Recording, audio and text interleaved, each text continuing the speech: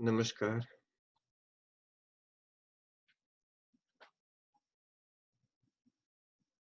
Welcome to today's Satsang.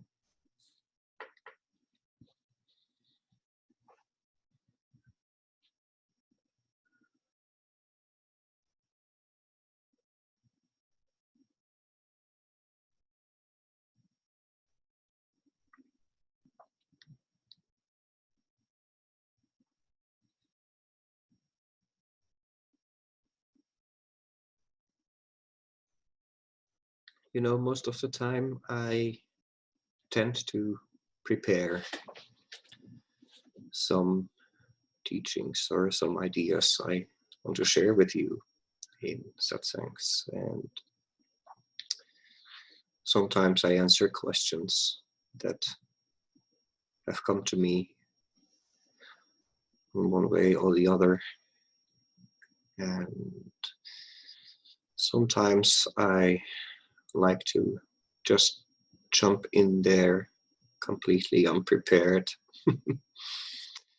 And because basically that's what the realization of living in now does to you much more often and in a much more conscious way, in a way that you're much more aware of the fact that you're taking things the way they come. Just go with the flow, to recite this old saying. And as you probably have guessed, today is such a day that I chose to just speak freely about whatever pops into mind and which might be worth examining or taking a closer look at. Because in all fairness, not everything that pops into mind should be worth a follow-up. That's the base idea of meditation, of course, that just every thought that arises, every idea that arises, and every that you are able to look at it and not do anything with it, just stay still. And yet sometimes, and that's the useful thing of the mind, of course, is that if you're still long enough, that every now and then a thought arises which tends to be worth examining. And this is how we have created language. This is how we created a society, a way to communicate with each other and to seek and to understand and to learn. So this entire tool of communication is very useful, and a certain thought process is definitely needed to do so. The problem with thoughts usually is that if you not only look at each thought that comes and accept it at face value and let it go again, you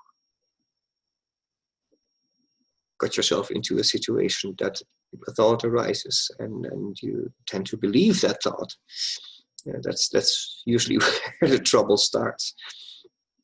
And just as a biological function, thoughts come up. There is nothing that we can do about it. That's how we are biologically arranged. This is how this machine works.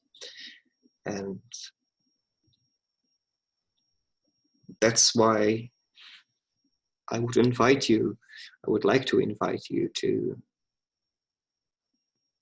examine your thoughts.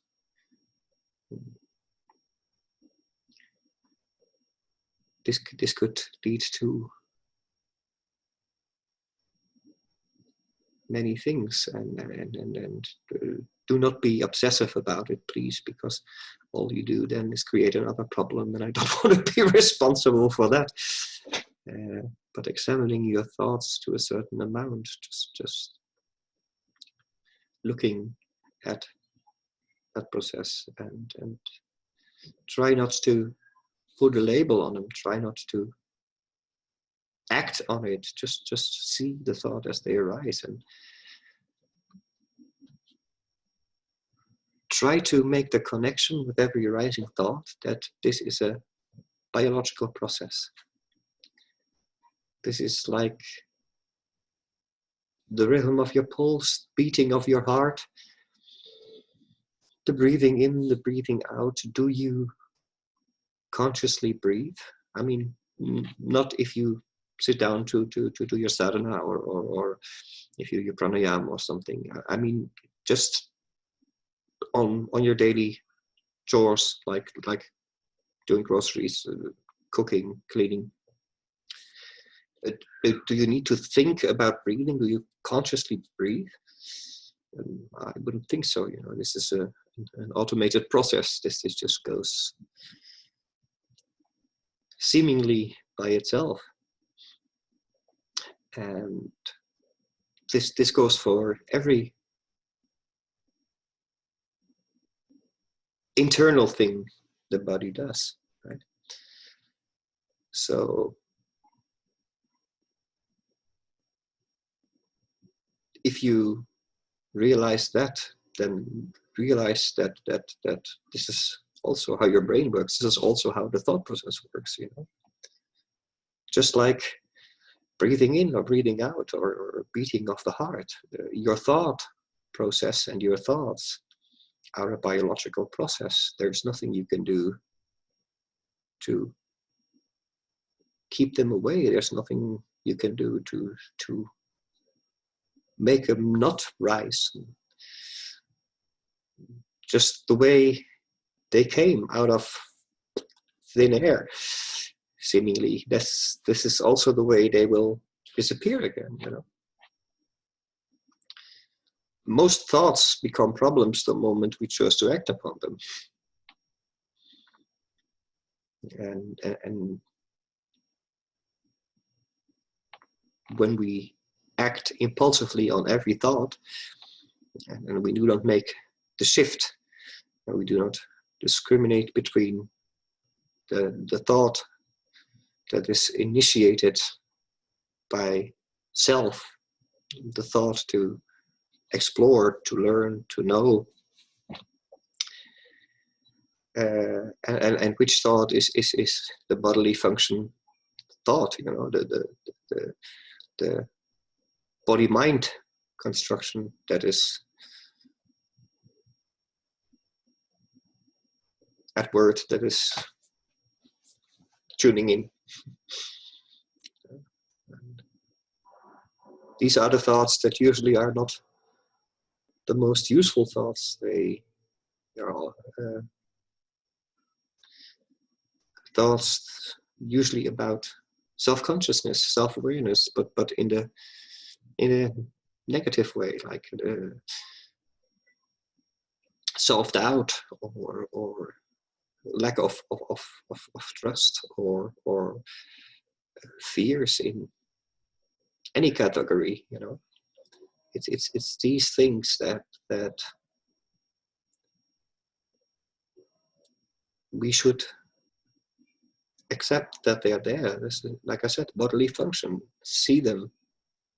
Do not give them any value, and just as every thought you ever had, you know, the moment you have looked at a thought, you've seen it, it disappears into the same thin air where it came from, by the way.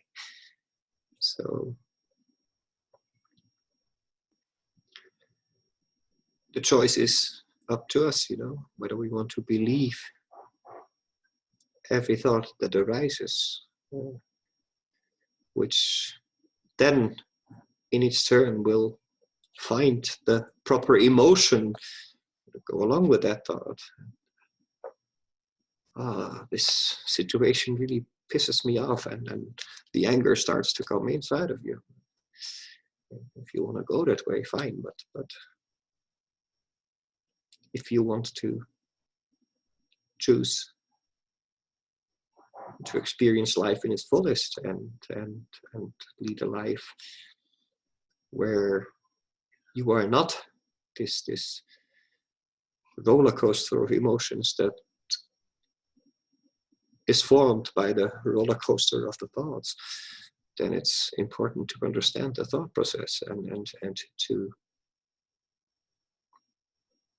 deal with it. Basically, to look at it as it is and then let go. Because it's that thought process that leads to things that are not useful in most of the cases.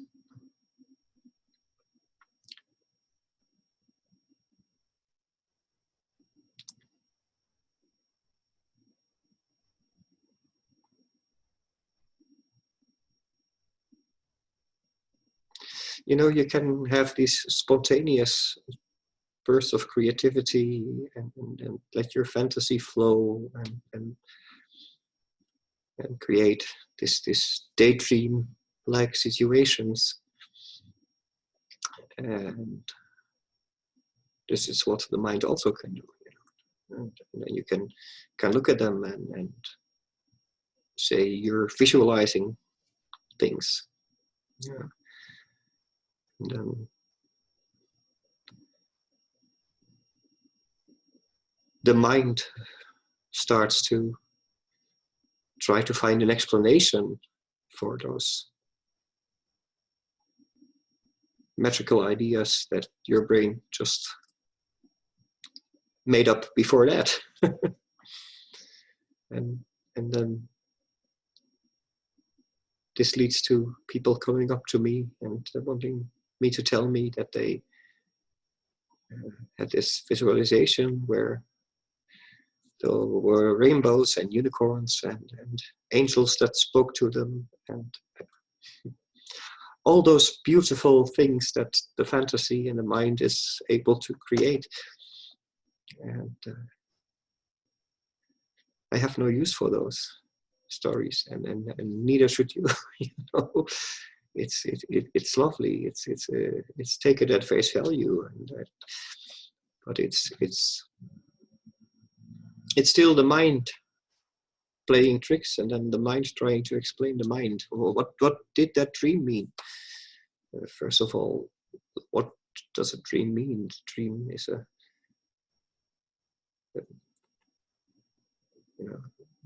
the meaning of the symbolism in the dream could mean something completely different for me than it could mean for you.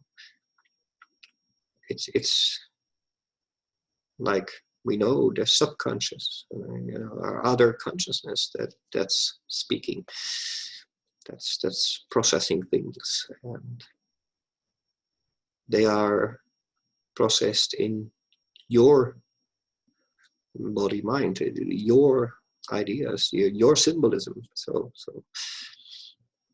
it's not useful to look in a book and see what does the dream mean, or what do you think that dream means here. So that's not how it works.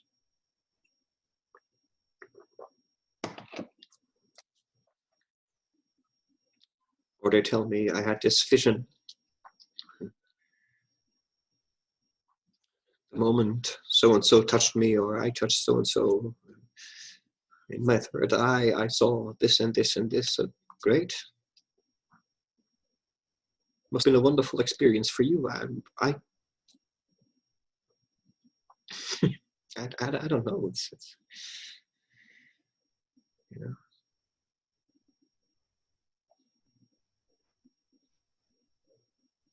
Besides, where is the difference between that vision experience and a dream?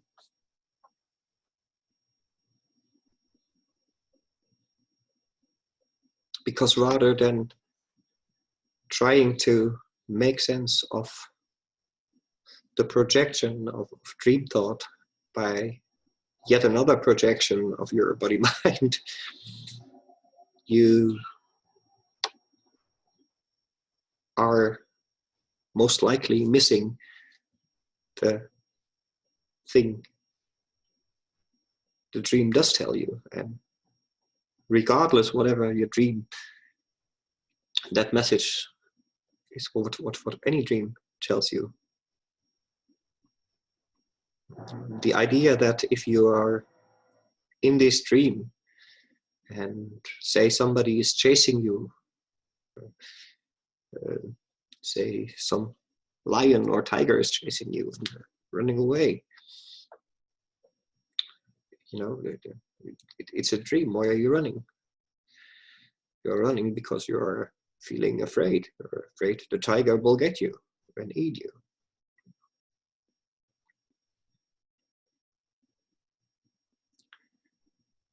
And research has shown us that your body reacts in the same way than it would react if you would face an actual tiger. Your heartbeat goes up, and transpiration starts to happen. And, so the fear rises. You even start breathing faster because you're running. And all this is happening while you're lying in your bed, of course. You know? So again, your body reacts in basically the same way that it would react with an actual tiger. And yet you see that situation, and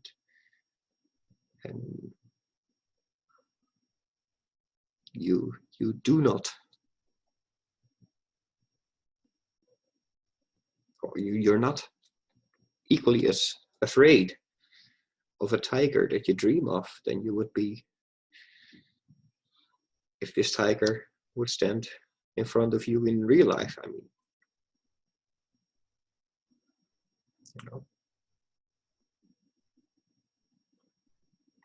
I'm pretty sure if a real tiger had chased you, you wouldn't wake up the next morning, get your cup of coffee and say, you know, weirdest thing happened to me last night. Tiger chased me, you know. So, and the reason why you are not afraid or lesser afraid of this tiger, even though your body shows the same responses, is that deep within you know this tiger is not real. This tiger is just a projection of your mind because you're dreaming. You're in this dream state. So here's the thing.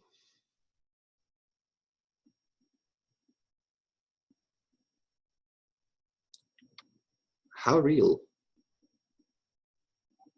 should you make the awakened state?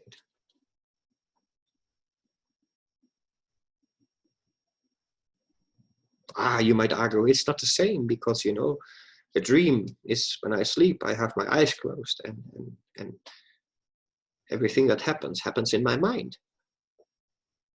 Granted, that's true. But on the other side, where do you experience everything you experience in life now? You know, when we say, I see you, how do we see each other? I think we all learned at school with biology that the light reflects from the other, goes into our irises and pupils, you know, and then picture even enters inverted, and then our brains turn it around. That's where we actually see the image. So when we see each other, we don't see each other right there or here. We see each other up here.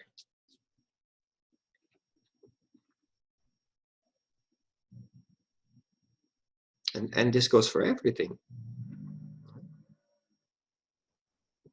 Do you know how grass feels? A lot of you will immediately say, of course, what kind of silly question is that? I've been sitting in grass ever since I was a little kid. Of course I know what grass feels like.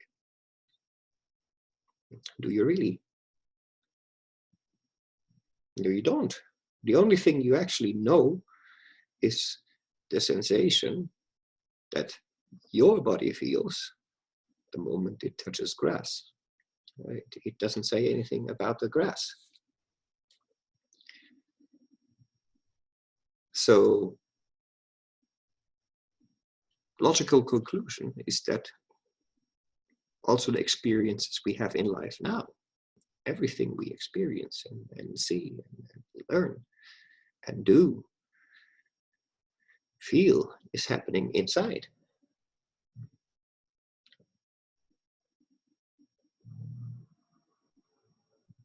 Making one reality not more real than the other.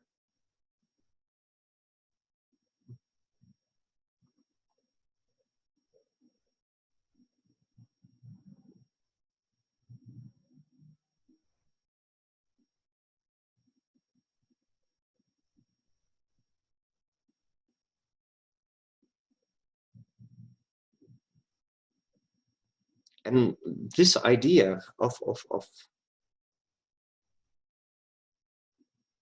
being in this world that isn't what we think it is, simply by the fact that we're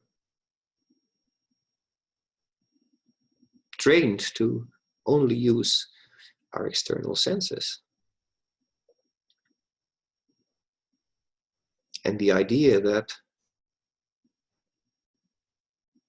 this world happens inside as much as the dream state has led many to the idea, oh, this means that everything I dream is real. Now, this is absolutely not what I try to say. What I say is that the way our senses work, we have been trained that what we experience comes from the outside,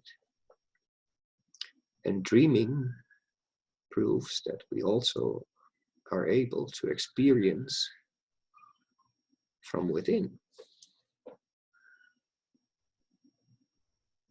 And that we have much more control over situations by experiencing them from within.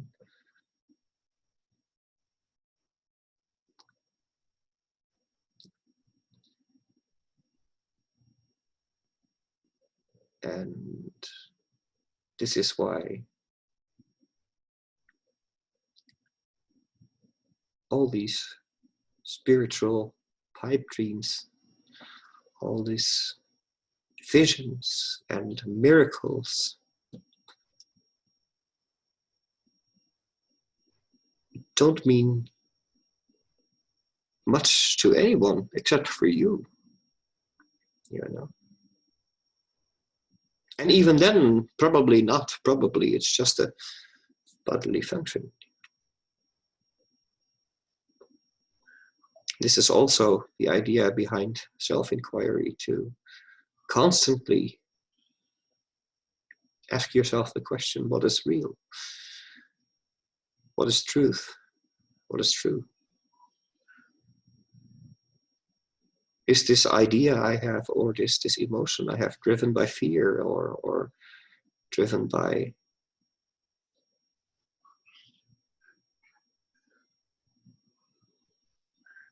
pride, or whatever tool the body, mind, ego construction can think of in the most literal sense of the word, you know.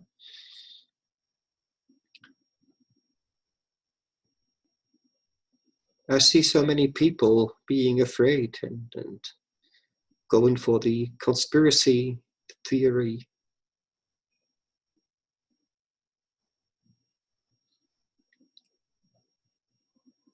And this comes from a deep feeling of not being worthy, because if you're not worthy, you are in this situation where you let others be able to control you. You are in the situation where others can make use of you in the most terrible ways. You know? And then if that's what you believe, that's what your worldview is going to turn into, of course. If you strip it all down, if you take all the coincidences, all the logical explanations why such and such is so and so, if you take it all away, it's just mind trying to explain mind, you know.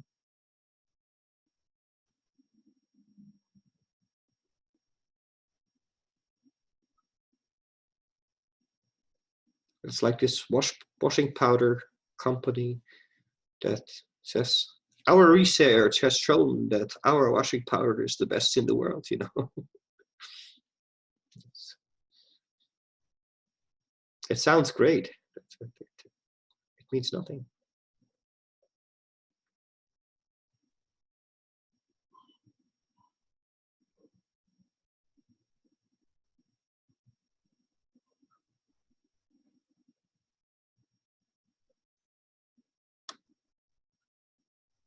You know, this reminds me of a story about these three monks who were sitting beside the river bank meditating.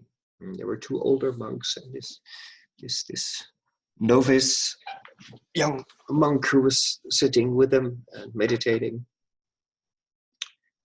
And while they were sitting there, the first monk, he got up and he said, "Oh God, I feel my back, you know, I forgot my mat. I'm going to go back to the hut and go get my mat." And their hut was on the other side of the riverbank. So he stood up, he walked towards the river, and then he walked over the water to the other side of the river. He went to the hut. And a couple of minutes he came back carrying his yoga mat. And he returned the same way he left. You know, he walked right over the river, sat down, started to meditate again. And while he came back, the second monk said, "Now I think of it, I washed my clothes and I forgot to hang them to dry. So let me do that quick and I'll come back." So he gets up, and really enough, he walks to the river and he walks over the water, over the river to the hut. And he does whatever he has to do, you know, hang up his washing, and then he returns right over the same way he came, walking over the water, sit down. So this novice young monk, he was looking at him and he was like, you know, I understand what you're trying to do. You're trying to show off, you're trying to show me what powers you have and that you are able to perform such miracles. I'm going to show you I'm not less, you know. I've sit here and meditated while you were thinking of your wash and you had to get your mat. I have been sitting here meditating and focusing. I'll show you I'm capable. And he got up and he walked towards the water, and he put he put a foot on the waves, and he put the second foot in, and the moment he put the second foot in, he disappeared into the water right to here, you know. And completely unfazed, still complete in focus, he calmly got out of the water and he tried again. walked towards the water. Soon as he put the second foot on the water, into the water up to here. Still his face didn't show any sign of disturbance. Calmly he got out of the water and he tried again and again and again. The two older monks were looking at this youngster disappearing into the water again and again. And the one monk said to the other, "Now do you think we should tell him where the stepping stones are?"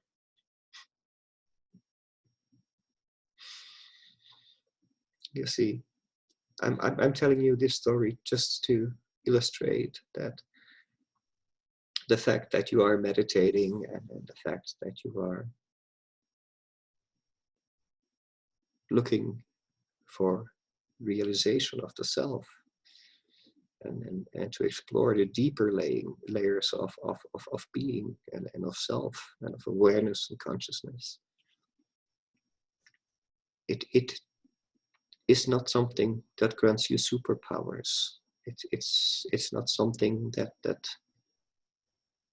makes you able to perform miracles. You know, the true miracle lies in the small things, and does life become more miraculous when you perform your regular sadhana, your daily meditations and your practices? Yes, it does. The miracle, however, lies therein that you find wonder in the most mundane and the most common things. That you see wonder in the small things rather than needing to have unicorns and rainbows and angels to make things beautiful, because the real beauty is right there. Yeah. So, is there a magic in meditation? Yes, but not in a way that you can have these superpowers and walk over water and you know, that would only enhance the ego. Just forget about it. Forget about the whole idea. That's the fastest way to go there. So